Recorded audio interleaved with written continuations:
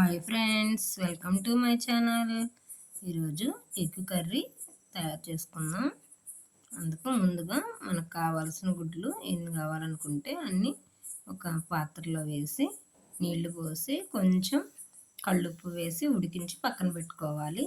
తర్వాత అదే స్టవ్ పైన ఇంకో కడాయి పెట్టి దాంట్లో కొంచెం నూనె పోయాలి. నూనె వేడెక్కాక ఎండుమిర్చి, ఆవాలు, జీలకర్ర, 2 మెంతి గింజలు వేసాను అనమాట. అది ఆప్షన్ మాత్రమే, స్మెల్ బాగుంటుంది. కావాలంటే వేసుకోవచ్చు, లేకపోతే లేదు. కరివేపాకు, ఆనియన్స్ ఇవి బాగా గోల్డెన్ బ్రౌన్ కలర్ వచ్చే వరకు వేగించాలి. ఇవ్వండి, వేగిపోయాయి. ముందుగా కట్ చేసుకున్న టమోటాలు, ఆనియన్స్, పచ్చిమిర్చి ఈ 3 వేయాలి.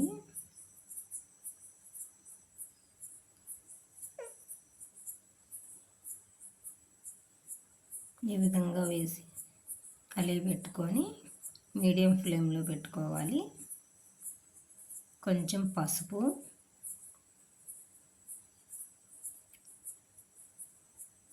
కొంచెం కారం,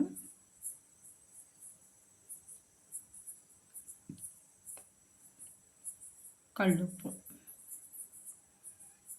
వేసి బాగా కలిగిపెట్టి మీడియం ఫ్లేమ్లో ఉంచితే బాగా ఉడుకుతుంది. అంతలోకి ముందుగా ఉడికించిన కోడిగుడ్లు పొక్కులుసుకుందాం. కానీ ఇవి పొక్కులుసుకున్నాక మనం ఏంటంటే ఘాట్లు పెడితే ఉప్పు కారం బాగా పట్టిద్ది అన్నమాట. అందుకు చాకుతో పెడతారు కదా, నేను అలా కాకుండా కోడిగుడ్డు తొక్కుతోనే పెడతాను. ఇది కూడా ఒక రకమైన చిట్కా అన్నమాట. ఈ విధంగా అన్ని గుడ్లు ఉలుసుకొని ఘాట్లు పెట్టుకోవాలి.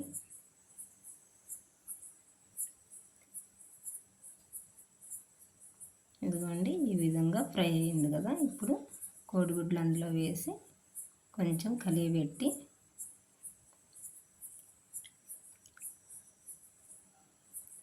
ఇప్పుడు గుడ్లు మునగా తగినన్ని వాటర్ పోసుకున్నాం అన్నమాట.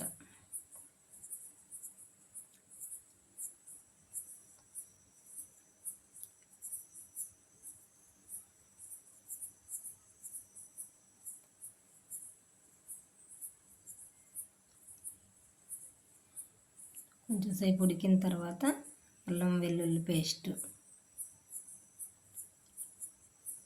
ముందుగా దంచిపెట్టిన ధనియాలు, కొబ్బరి పొడి అన్నమాట.